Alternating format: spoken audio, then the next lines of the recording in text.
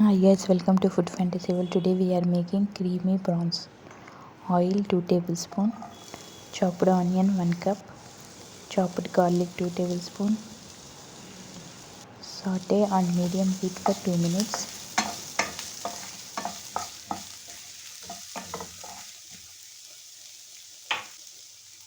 Prawns 300 grams, salt as per taste,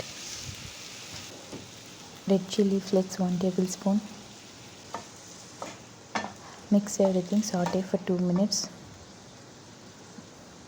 Close the lid, cook on medium heat for 5 minutes.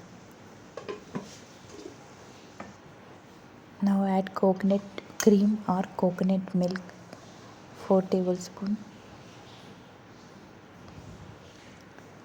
Mix everything, cook on medium. Water 1/4 cup. Cook on medium heat for 5 minutes. Now it's ready to serve. Enjoy with rice or roti.